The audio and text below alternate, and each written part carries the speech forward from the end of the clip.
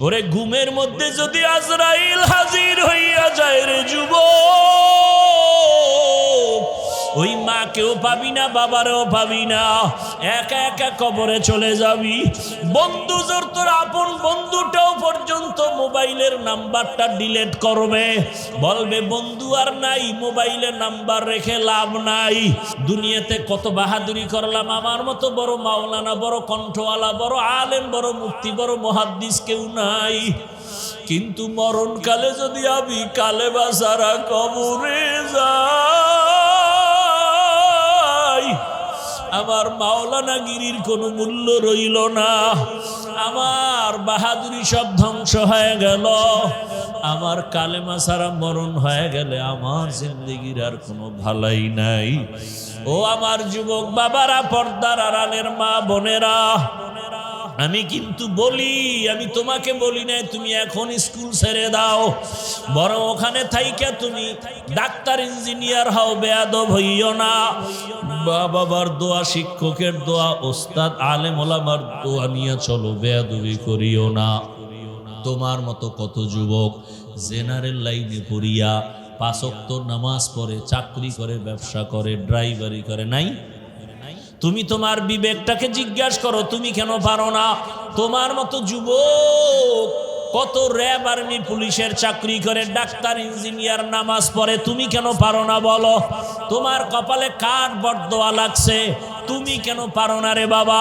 তোমার মতো যুবক রাস্তায় গাড়ি চালায়, নামাজ ছাড়ে না, নদীর মধ্যে মাছ ধরে, নামাজ ছাড়ে না, কৃষি কাজ করে, নামাজ পড়ে, শ্রমিকের কাজ করে, নামাজ পড়ে, কত ব্যবসায়ী নামাজ ছাড়ে না, বলো তুমি কেন পারবা না রে বাবা? জীবনে তো গুনাহ কম করো নাই, মনে চাইছে দাড়ি রাখবা না রাখো নাই, নামাজ পড়বা না পড়ো নাই, মনে চাইছে পার্কে দৌড়ায় যাবা, দৌড়ায় গেছো, কারো বাধা মানো নাই। এখনো কি ভয় আসে না কখন মরণের ডাক আসবে? ওরে ঘুমের মধ্যে যদি আজরাইল হাজির হইয়া যায় রে যুবক, ওই মাকেও পাবি না, বাবারও পাবি না, একা একা কবরে চলে যাবি। বন্ধু জোর তোর আপন বন্ধুটাও পর্যন্ত মোবাইলের নাম্বারটা ডিলিট করবে, বলবে বন্ধু আর নাই, মোবাইলের নাম্বার রেখে লাভ নাই। কিসের বাহাদুরি করো রে বাবা? কার পেছনে দৌড়াও? যার পেছনে দৌড়াও কেউ আপন না। এখন থেকে তওবা করো, মনে মনে আমার আল্লাহকে বলো। ও মা বোনেরা, আপনাদের মতো কত মা এই এলাকায় আছে, পর্দা করে, নামাজ পড়ে, স্বামীর মাল হেফাজত করে, মোবাইলে সময় নষ্ট করে না। আপনারা কেন পারবেন না? ওরে আপনাদের এত সম্মান, আপনারা তো নবীদের মায়ের মতো মা, সাহাবায়ে কেরামদের মায়ের মতো মা, আপনারা তো খাদিজা রাদিয়াল্লাহু আনহার মতো নারী, ফাতেমা রাদিয়াল্লাহু আনহার মতো নারী, আপনারা তো আম্মা জান আয়েশা রাদিয়াল্লাহু আনহার মতো নারী। একটা সন্তানকে আদর্শবান ডাক্তার বানায় যান, সন্তানের ব্যবহারে কোনোদিন আলেম ওলামা যেন কষ্ট না পায়, সন্তানের আচরণে কোনোদিন শিক্ষকেরা যেন কষ্ট না পায়, সন্তানের ব্যবহারে মা বাপ যেন কষ্ট না পায়। এমন একটা সন্তানকে মা যদি আদর্শ ডাক্তার বানায় যান, ডাক্তারি করবে, তেলাওয়াত করবে, নামাজ পড়বে, মা বাবার জন্য দোয়া করবে। এখনো সময় আছে, তওবা করেন, আর নামাজ ছাড়বেন না, বেপরদায় চলবেন না, স্বামীর মালের খেয়ানত করবেন না, মোবাইলে গুনাহ করবেন না। ও যুবক বাবারা, আল্লাহর কাছে শুধু একটা কথাই বলো মনে মনে, হে আল্লাহ, আমার মতো যুবক যদি জেনারেল লাইনে থাকিয়া চাকরি করে, ব্যবসা করে, নামাজ পড়ে, আমি কেন পারবো না? ও দয়ার মালিক, জীবনে গুনাহ তো কম করি নাই, গুনার কারণে হাত নাপাক, চোখ নাপাক, জিহ্বা নাপাক, অন্তর নাপাক। আজকে থেকে আর নামাজ ছাড়বো না, দাড়ি কাটবো না, বেপরদায় চলবো না, মা বাবার সাথে বেয়াদবি করবো না, শিক্ষকের দোয়া নিয়া, ওলামায়ে কেরাম মুরব্বীদের দোয়া নিয়া, নবীজির আদর্শ মেনে জীবনটা কাটাবো। তওবা করার মতো যদি অন্তর তৈরি হয়, ওমরের মতো যদি দিলটা পরিবর্তন আসে, খাঁটি তওবার নিয়ত যদি থাকে, দুটো হাত আমার আল্লাহকে দেখায়া দাও। ই কালামে জিন্দা কুরআনে হাকিম, হিকমতে উলায়া জালাসতু কাদিম। নাপাক পানিটা মায়ের বাচ্চাদানির মধ্যে রাখলাম, মাটির সাথে মিশ্রণ করে একটা ভিন্ন আকৃতি বানাইলাম, রক্তের পিণ্ড, এরপরে গোশতের পিণ্ড, এরপরে হাড্ডি, এর উপরে গোশত, এর উপরে কাভার চামড়া দিয়া দিয়া দিয়া দিয়া তোর স্ট্রাকচার বানাইয়া যখন আমি রুহুটা দিলাম, এরপরে তোর উপরে কাভার দিয়া দিলাম। কত কাভার, কাভারের উপরে কাভার, কাভারের উপরে কাভার।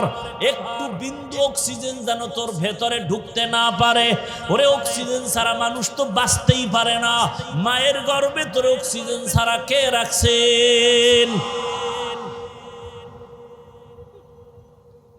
তোর ক্ষুধা লাগছে, মায়ের নাভির সাথে তোর নাভিতে তার লাগায় দিছি, ক্ষুধা নিবারণের ব্যবস্থা করেছি। এক বিন্দু অক্সিজেন ভিতরে ঢুকে তোর ক্ষতি করার সুযোগ দেই নাই। দুনিয়াতে তুই আসবি, কি খাবি? খানা খাইতে পারবি না, দুনিয়ার তৈরি করা সুজিও খাইতে পারবি না। আরে তোর ক্ষুধা লাগলে বলতে পারবি না আম্মু খানা দাও? আমি আল্লাহ কেমন মালিক জানুনি? তোর জন্য আমি আল্লাহ পাক আলাদা খানার আয়োজন করেছি, স্পেশাল। আরে দুনিয়ার মানুষ ফ্লাক্স বানায়, ফ্লাক্সের ভিতরে 24 ঘন্টার বেশি গ্যারান্টি দেয় না। গরম দুধ গরম থাকে, চা গরম থাকে, 24 ঘন্টার বেশি না। আর আমি তোর মায়ের বুকে তোর জন্য তাজা দুধের ব্যবস্থা করেছি। বেশি ঠান্ডাও না, ঘনও না, পাতলাও না, লবণও না, মিষ্টি বেশি না। এমন ভাবে আমি আল্লাহ দিলাম, এটা 24 ঘন্টার কোনো গ্যারান্টি না। তুই 2 বছর পর্যন্ত মায়ের দুধ পান করবি, 1 সেকেন্ডের জন্য দুধ কখনো নষ্ট হবে না। আম্মা জান বাচ্চার জন্য সুজি পাকায়, সুজি পাকাইয়া গরম সুজি ফ্যানের বাতাসে ঠান্ডা করে 2-3 চামচ বাচ্চাকে দিয়ে আবার রাখে। দীর্ঘ 1-2 ঘন্টা হয়ে গেলে মা ফালায় দেয় সুজি, আর বাচ্চাকে দেয় না, পেট খারাপ হবে। আর আমি তোরে এমন খানা মায়ের বুকে দিছি, 2 বছর পর্যন্ত মনের আরামে পান করবি, 1 সেকেন্ডের জন্য তোর মায়েরও ক্ষতি হবে না, তোর কোনো ক্ষতি হবে না। এখানে তোর বাবায় দেয় নাই। তুমি আমি যখন দুনিয়াতে আসছি দাঁত ছিল? দাঁত ছিল না, বাবা বলে ডাকতে পারি না, আম্মু বলে ডাক দিতে পারি নাই। ভালো করে বুঝরে মুমিন, সময় মতো বান্দা তোর এখন দুনিয়ার খানা খাইতে মনে চায়, আমি আল্লাহ দয়া করিয়া তোর দাঁতের ব্যবস্থা করেছি। তোর আব্বা আম্মা কোনোদিন আমার কাছে চায় নাই, দোয়া করে নাই দাঁত দাও। আমি দাঁতকে বললাম বড় হইতে থাক, উপরের দাঁত বড় হবে নিচের দিকে, নিচের দাঁত বড় হবে উপর দিকে। একটা জায়গা মতো আসার পরে আবার আমি আল্লাহ বললাম স্টপ। যদি স্টপ না কই তাহলে উপরেরটাও নিচে বড় হতে থাকবে, নিচেরটাও বড় হবে, ক্রস হয়ে যাবে না। আল্লাহকে চিনরে বান্দা, কেমন দয়ার মালিক আমার আল্লাহ। হাঁটতে পারি না, আল্লাহ হাঁটার শক্তি দিলেন। কথা বলতে পারি না, কথার শক্তি দিলেন। এমনকি এখন আমার আল্লাহ হাতের শক্তি বাড়ায় দিলেন, পায়ের শক্তি দিলেন, কথা বলার শক্তি দিলেন, মেধা বাড়ায় দিলেন। এখন তোমার চলার মতো রাস্তা, খানা সব আয়োজন, এমনকি টাকা পয়সাও বাড়ায় দিলেন। এক সময় তুমি খানা পাও নাই, এখন তোমার আন্ডারে কাজ করে 100 জনের খানা চলে। আমি আল্লাহ এত নিয়ামত তোমাকে দিলাম। বান্দা এইবার চিন্তা করো, আমার সাথে তোমার মোলাকাত করতে মনে চায়নি? ও বান্দা, তুমি আমার শুকর আদায় করো। যদি আমার সাথে মোলাকাত করতে মনে চায়, তাহলে কর্মসূচি 2টা। 1, নেক আমল করো। 2 নাম্বার কর্মসূচি, শিরিক থেকে নিজেরে বাঁচাইয়া রাখো। নেক আমল করতে হবে, শিরিক থেকে পূর্ণ বাঁচতে হবে।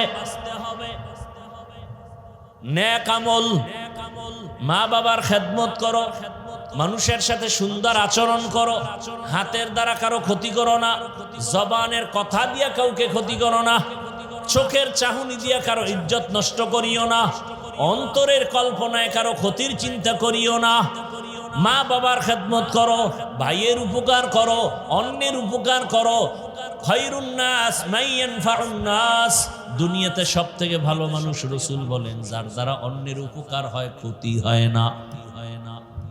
এ হলো ভালো মানুষ। নেক আমল করো এবং আল্লাহর ইবাদত করতে গিয়া আল্লাহর সাথে অন্যকে অংশীদার বানায়ও না, শিরিক করিও না। শিরিক মানি আল্লাহ কয়জন? আল্লাহ যে এক, কোন দিক থেকে এক? এই যে আল্লাহ এক, এটা অন্তরে জমা করে অন্তরকে বুঝাও আল্লাহর মতো আর আল্লাহ, আল্লাহর ক্ষমতার মতো কারো ক্ষমতা, আল্লাহর নির্দিষ্ট কিছু গুণ আছে, এই গুণের মতো কারো গুণ। যদি কেউ মনে করে আল্লাহর মতো আরো আল্লাহ আছে, মনে করার নাম শিরিক। যদি কেউ মনে করে আল্লাহর ক্ষমতার মতো কারো ক্ষমতা আছে, মনে করার নাম শিরিক। যারা মনে করে তারা মুশরিক। মুশরিকদের জন্য জান্নাত হারাম। ওমাই ইউশরিক বিল্লাহ ফাকাদ ইফতারা ইসমান আযীমা ওমাই ইউশরিক বিল্লাহ ফাকাদ দাল্লা দালালাম বাঈদা ওমাই ইউশরিক বিল্লাহ ফাকাদ হারামাল্লাহু আলাইহিল জান্নাহ ইন্নাল্লাহা লা ইয়াগফিরু আন ইউশরাকা বিহি ওয়া ইয়াগফিরু মা দুনা যালিকা লিমান ইয়াশা। আল্লাহ কয় সব অন্যায় করবি ক্ষমা চাবি মাপ, শিরিকের গুনাহ সহসায় ক্ষমা দিব না। কপালের সেজদা পাবে আল্লাহ, এই সেজদা আর একজনকে দেওয়া শিরিক। যারা দিবে তারা মুশরিক। মুশরিকদের জন্য জান্নাত হারাম। রিজিকের মালিক আমার আল্লাহ। যদি কেউ মনে করো রিজিক আমাকে ছেলে দেয়, রিজিক আমাকে ক্ষমতার নেতায় দেয়, রিজিক আমাকে গ্রামীণ ব্যাংক দেয়, এই মনে করার নাম শিরিক। যারা মনে করবে তারা মুশরিক। মুশরিকদের জন্য জান্নাত হারাম। বুঝেননি কথা? আল্লাহ তার কুদরতি ক্ষমতায় যেইভাবে গায়েব জানেন, ওই ক্ষমতায় পৃথিবীর কেউ গায়েব জানে না। যদি কেউ মনে করে আল্লাহ যেমন গায়েব জানেন এমনটা অন্যেরাও জানে, এটার নাম শিরিক। যারা মনে করে তারা মুশরিক। মুশরিকদের জন্য জান্নাত হারাম। আল্লাহ কয় ইবাদত করবি, তবে শিরিকের গন্ধ যেন না থাকে। আমি নামাজ পড়ি কার জন্য? ইন্না সালাতি ওয়া নুসুকি ওয়া মাহইয়ায়া ওয়া মামাতি লিল্লাহ ওয়া মামাতি লিল্লাহি রাব্বিল আলামিন। আমার নামাজ, আমার কোরবানি, আমার বেঁচে থাকা, আমার মরে যাওয়া, আমার বয়ান করা, আমার বয়ান শোনা, আমার ব্যবসা, আমার চাকরি, আমার ইমামতি, সব কিছু কার জন্য হবে? আমি খানা খাই কার জন্য? বুঝছেন? কিন্তু খালি গদবান্ধা ওয়াজ শুনলে হবে না। আল্লাহর জন্য খানা খান, তার মানে কি? আপনি খাইতে গিয়া টুপি মাথায় দিবেন, দস্তারখানের উপরে প্লেট রাখবেন, দোনো হাতের কবজা পর্যন্ত আগে ধুইবেন, এরপরে খানার প্লেটে বিসমিল্লাহ বইলা খানা নিবেন, এরপরে তরকারি নিবেন, নিয়া ডান দিক থেকে খানা বিসমিল্লাহ বলে শুরু করবেন। বাম হাতে লবণ নিবেন, এটা কিন্তু আল্লাহর জন্য না। অনেক ভদ্রলোক ডান হাতে খানা খায়, বাম হাতে কি নেয়? কেন কয়? বাম হাতটা বাথরুমে ব্যবহার হয় তো, এই জন্য এখানে একটু আলাদা ফ্লেভার পাওয়া যায়। হাসেন, লজ্জা শরম না থাকলে কি করা? আল্লাহ হেদায়েত দান করুন। ভাইরা আমার, কষ্ট হইতেছে মনে হয় না? দুই একটা কিসসা কাহিনী শুনাবো না? কারণ কিসসা কাহিনী ছাড়া ওয়াজ জমেনি। আর হাফিজুর রহমান একমাত্র ব্যক্তি যে কিসসা কাহিনীর ওয়াজ করে না। বুঝলেন না? বুঝলো না? যুবক শিক্ষিত মুসলমান, লিখে রাখো, কলম কাগজে লিখো, এখন না পারলে বাসায় গিয়ে লিখো। পৃথিবীতে শ্রেষ্ঠ কিচ্ছা কাহিনীর কিতাবের নাম কোরআন। লিখো, লিখো। পৃথিবীতে শ্রেষ্ঠ কিচ্ছা কাহিনীর কিতাবের দ্বিতীয়টার নাম হাদিস। এখানে ওলামায়ে কেরাম আছে, কোরআন শরীফে বাঘের কিচ্ছা নাই, গরুর কিচ্ছা নাই, হাতির কিচ্ছা নাই, মশার কিচ্ছা নাই, পিপিলিকার কিচ্ছা নাই, মাছির কিচ্ছা নাই। এই ফাউল কথা কেন? পৃথিবীর শ্রেষ্ঠ কিচ্ছা কাহিনীর প্রথম কিতাব কোরআন, দ্বিতীয় কিতাব হাদিস। কোটি কোটি কিচ্ছা কাহিনী বলার সময় নেই। কোরআনের শুধু 2000 আয়াত হলো কিচ্ছা কাহিনী, কিচ্ছা কাহিনী, কিচ্ছা কাহিনী, শুধু 2000 আয়াত। খবর আছে তোমার? এইবার বুদ্ধি যাকো আরেকটু বেশি। এরা কইব না আমরা বলছি তোমগো যে বাপ দাদার কাহিনী শোনাও এডি। আমরা তো ওই সমস্ত বাপদাদার কাহিনী বলি, রুহানি জগতের বাপদাদা, যাদের কাহিনী শুনলে বাস্তব ঘটনা বললে মানুষের মুখে দাড়ি আসে, নামাজ আসে, তেলাওয়াত আসে, চোখে পানি আসে।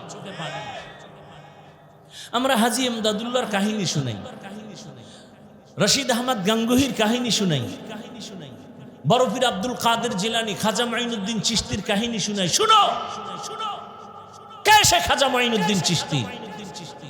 মদিনাতুল মুনাওয়ারা থেকে বাংলা ভারতের জমিনে আসছেন। এটা শুনাই, নাইলে নামটা থায় দুই একটা কেচ্ছা না শুনাইল। খাজা মাইনুদ্দিন চিশতি আজমিরি আসছেন ভারতের জমিনে। কোথার থেকে? মদিনাতুল মুনাওয়ারা থেকে। কালেমার দাওয়াত দিয়েছেন। পুরা ভারতে ঘুরতে ঘুরতে ঘুরতে ঘুরতে লক্ষ লক্ষ লক্ষ লক্ষ বিধর্মী কালেমা পড়েছে। ও পর্দার আড়ালের আম্মা জানেরা, একটু খেয়াল করে শুনেন ঘটনাটা। কসাসুল আউয়ালিন মাওয়াইজুল আখিরিন, অতীতের ইতিহাস পরবর্তীদের জন্য উপদেশ।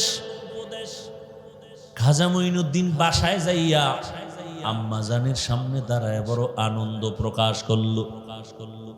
মা বলে, মঈনুদ্দিন এত আনন্দিত কেন? খাজা মঈনুদ্দিন কয়, মা খুশির খবর, ভারতের জমিনে আমার হাতে কালেমা পড়ে লক্ষ লক্ষ লক্ষ লক্ষ বিধর্মী কালেমাওয়ালা হয়েছে। কত এটার জন্য তোর এত আনন্দ কেন? এই বাহাদুরি তোর? এই বাহাদুরি আমি মায়ের। বাহাদুরি কার? মঈনুদ্দিন চিশতি আজমিরি বলে, আম্মু তোমার বাহাদুরি তার মানেটা কি বুঝাও। খাজা মঈনুদ্দিন এই কথা বলা মাত্র আম্মা জানের চোখে পানি চলে আসছে। মা ডেকে বলে, মঈনুদ্দিন তুই আমার গর্ভে যখন আসছো আমি মা আর ঘুমাইতাম না, রাতের বেলা সেজদায় পড়ে কাঁদতাম আর আমার মালিকের কাছে দোয়া করতাম, ও দয়ার মালিক আমার গর্ভের সন্তান তুমি তোমার ওলি হিসাবে বানায়া পাঠাও। তুই যখন দুনিয়াতে আসছো রে বাবা, আমি তোরে যতদিন আমার বুকের দুধ পান করাইছি, আল্লাহর কসম এক ফোঁটা দুধও কোনোদিন বিনা অজুতে তোর মুখে দেই নাই।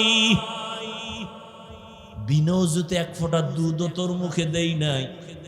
আমি মা যতবার তোরে দুধ পান করাইছি অজু সহকারে পবিত্র হালাতে।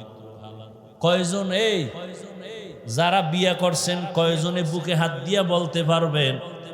যারা বিয়া করো নাই, তোর ঘরে মা আছে, যুবককে বলছি, বুকে হাত দিয়া বলতো তোর মা অথবা আপনাদের স্ত্রী আপনারে অজু সহ পাক কইরা খাওয়ায়? আমার স্ত্রীর ব্যাপারে আমি গর্ব করতে পারি, আলহামদুলিল্লাহ, শুকর আদায় করার সাথে বলছি, আমারে বিনা অজুতে রান্না করে আমার বিবাহের পর থেকে খাওয়ায় না।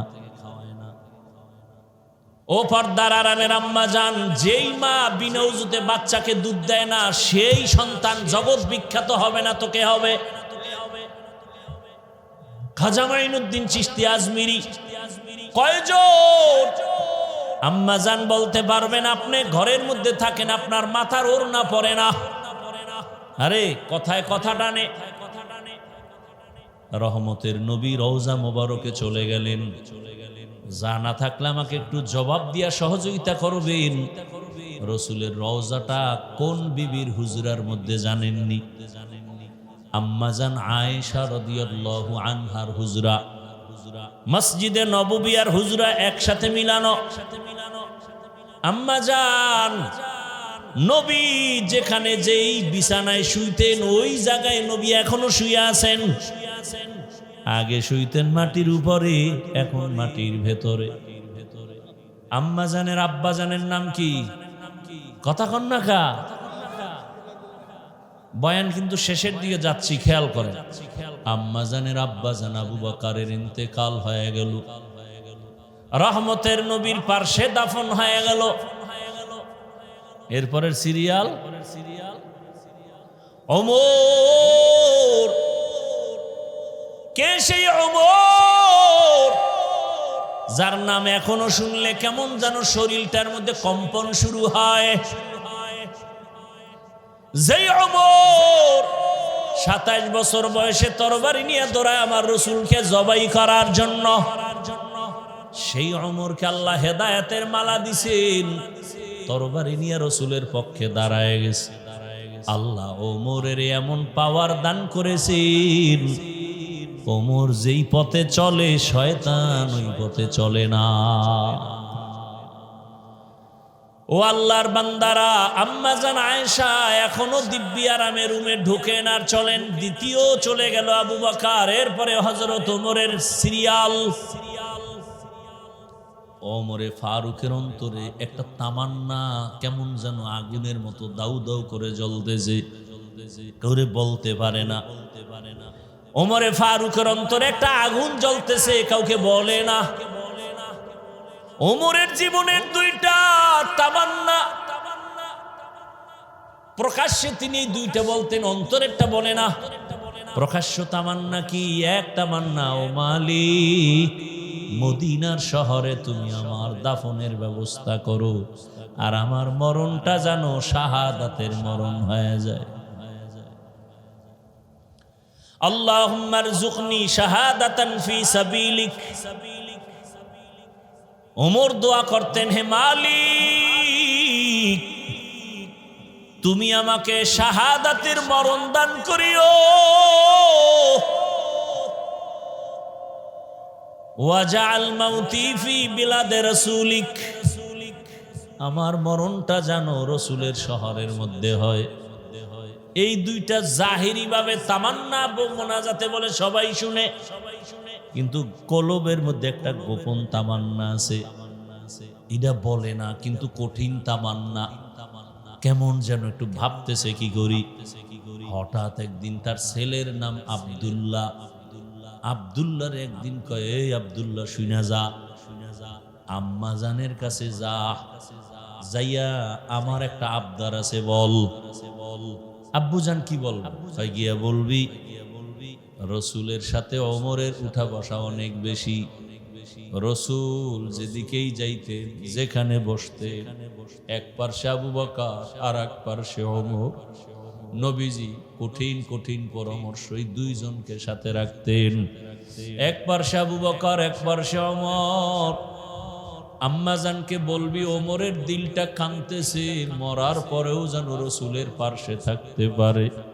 কিন্তু আম্মাজান যদি অনুমতি না দেয় সম্ভব না, কারণ হুজরা তো আম্মাজানের।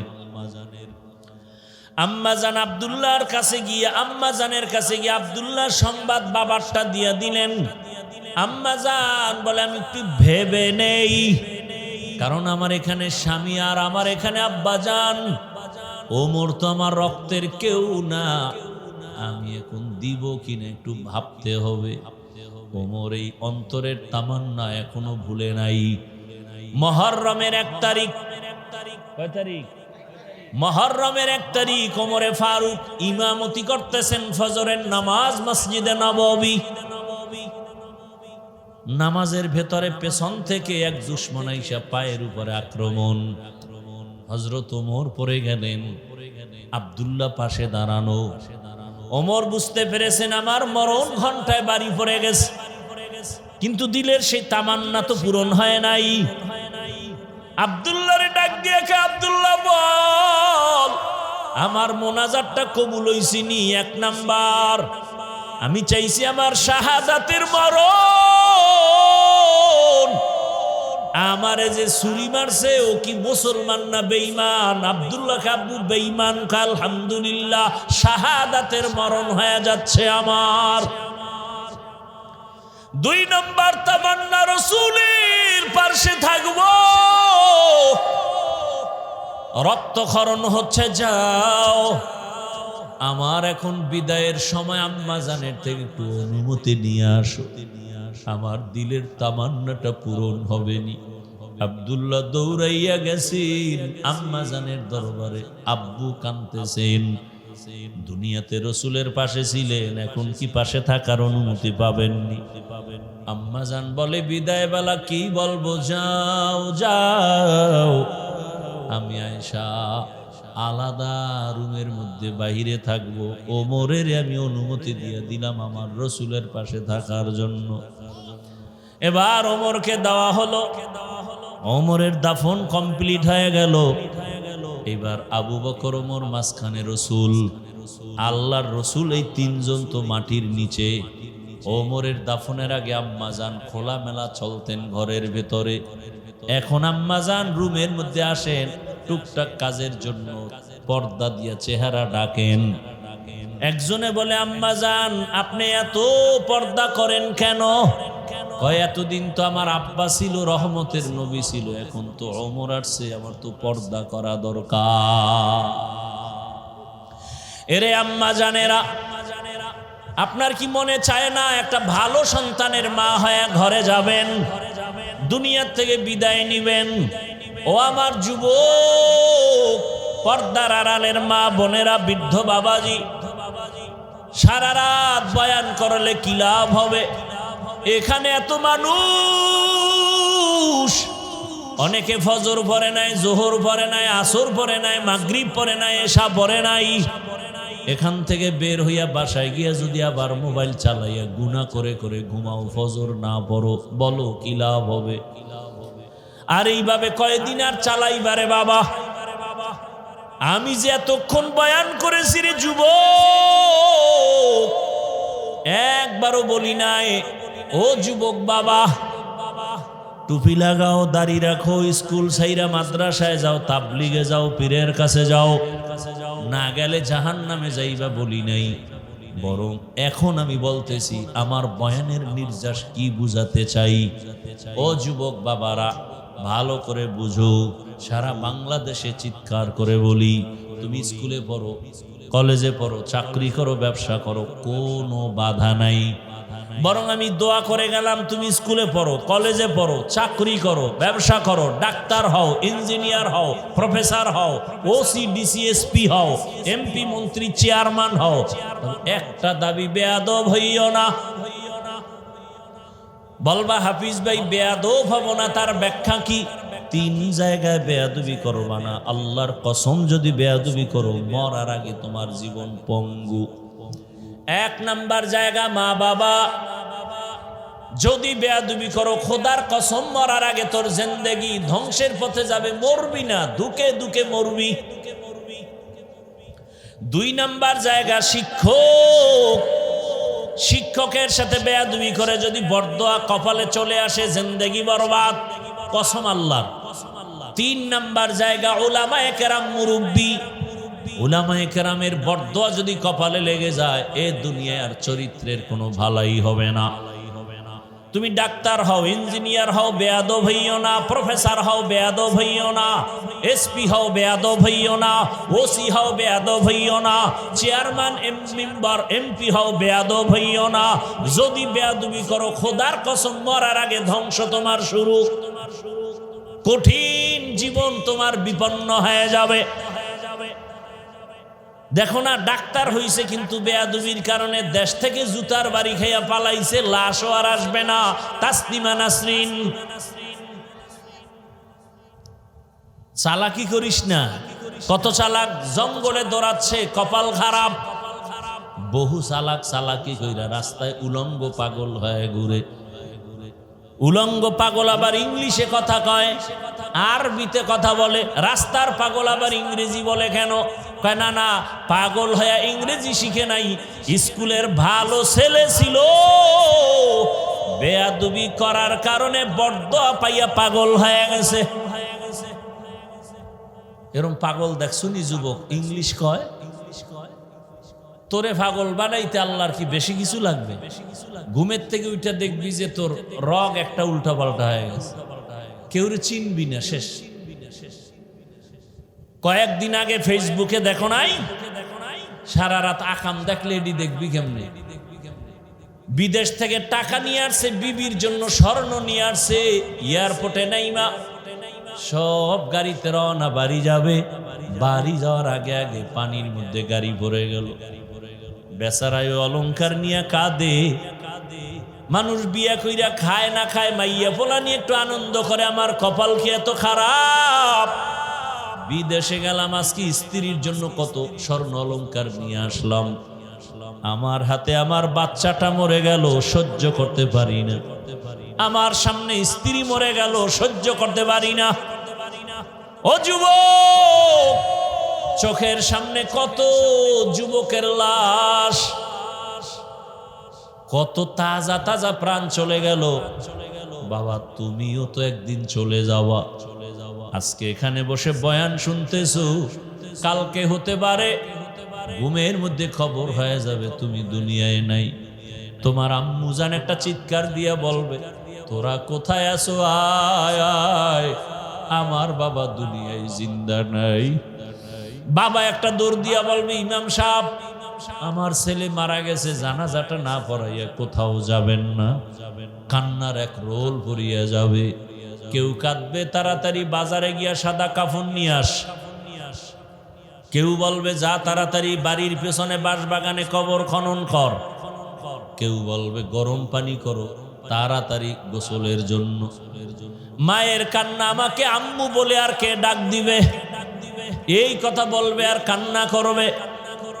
গোসল করায় সাদা কাফনে পরায় যখন জানাজার দিকে নিবে, জানালা দিয়া তোর মা বলবে, শেষবারের মতো বাবার চেহারাটা দেখাইয়া নাও, আর জীবনে বাবার সাথে দেখা হবে না। সামনে কত আপনজন হারায় ফেললাম। 2-3 দিন আগে আমার আপন চাচি চলে গেলেন। আজকে দুপুর বেলা আম্মাজান ফোন করে আর কান্না করে, আমার আপন মায়ের বড় ভাই চলে গেল, আমার মামা। খবর শুনলাম বিছানায় অসুস্থ। মামা গতকাল রাত্রে নাকি বলে, আমার মামিজানকে বলে, দরজা খুলে দাও, ঘরে মেহমান আসতেছে। মামি বলতেছে, আমার মামা আলেম, হাটাজারির আলেম। আমার মামা বলে, দরজা খুলো। আমার মামি কয়, না, রাতের বেলা কিসের দরজা খুলবো? কয়, খোল, বিছানায় অসুস্থ, কথাও বলতে পারে না। মামায় বলে, খোল। মামি বলে, দরজা খুললাম। খুলে দেখি কিছু নাই। আমি বললাম, আপনি যে বারবার বলেন দরজা খুলতে, কেউ তো নাই। আমি দেখি, তুই দেখো না। এরপরে আজকে সারা রাত দরজা খোলা ছিল। আজকে ফজরের পরে মামায় বলে, আরে একটু পানি দাও। বিছানায় শুয়ে শুয়ে উঠতেও পারে না, অসুস্থ। বলে, আমি একটু অজু বানাইয়া, আমি কি নাপাক অবস্থায় বিছানায় মইরা যাবো? বিছানায় প্রস্রাব করি, উঠতে পারি না। লোকজনের ডাইকা আমার একটা পবিত্র বিছানা দিয়া দে। আমার মামি বলে, আপনি কি খাইবেন? রান্না করবো না? কেন, আমি আজকে তো চলে যাব, রান্না লাগবে না। আমি তো আজকে চলে যাব, আবার রান্না লাগবে না, তুই আমার পাশে বসে থাক। লোকজন আসলো, বিছানা পাল্টায় দিল। মামায় বিছানায় বসলো হালকা, এরপরে শুয়া শুয়া কিছুক্ষণ ইস্তেগফার পড়লো, এরপরে কালেমা পড়লো, এরপরে কোরআন তেলাওয়াত করলো। আমার মামিকে বলে যে, তাড়াতাড়ি তোমার এক ভাই আছে মাওলানা, ওরে ডাকো, আমার পাশে আইসা কোরআন তেলাওয়াত করতে বলো, আর আমার পাশে তুমি বসে থাকো। আমার মামি বলে, এই বইলা যে তোমার মামায় শুইছে আর সজাগ হয় নাই। এই কালেমা পড়লো আর দেখলাম জবান বন্ধ। এরপরে দুনিয়া থেকে চলে গেল। মাগরিবের সময় জানাজা হয়ে গেল। পারলাম না, মনে চাইছে যাওয়ার জন্য। আল্লাহ কারে কোন দিন নিবেন জানা নাই। ওরে গরুও মরে, কুকুরও মরে, আমি মানুষও মরব, কিন্তু কালেমা ছাড়া কবরে গেল কি উপায় হবে রে বাবা? দুনিয়াতে কত বাহাদুরি করলাম, আমার মতো বড় মাওলানা, বড় কণ্ঠওয়ালা, বড় আলেম, বড় মুফতি, বড় মুহাদ্দিস কেউ নাই। কিন্তু মরণকালে যদি আমি কালেমা ছাড়া কবরে যাই, আমার মাওলানাগিরির কোনো মূল্য রইল না, আমার বাহাদুরি সব ধ্বংস হয়ে গেল, আমার কালেমা ছাড়া মরণ হয়ে গেলে আমার জিন্দেগির আর কোনো ভালাই নাই। ও আমার যুবক বাবারা, পর্দার আড়ালের মা বোনেরা, আমি কিন্তু বলি, আমি তোমাকে বলি না তুমি এখন স্কুল ছেড়ে দাও, বরং ওখানে থাইকা তুমি ডাক্তার ইঞ্জিনিয়ার হও, বেয়াদব হইও না। বাবার দোয়া, শিক্ষকের দোয়া, ওস্তাদ আলেম ওলামার দোয়া নিয়ে চলো, বেয়াদবি করিও না। তোমার মতো কত যুবক জেনারেল লাইনে পড়িয়া 5 ওয়াক্ত নামাজ পড়ে, চাকরি করে, ব্যবসা করে, ড্রাইভারি করে, নাই? তুমি তোমার বিবেকটাকে জিজ্ঞাসা করো, তুমি কেন পারো না?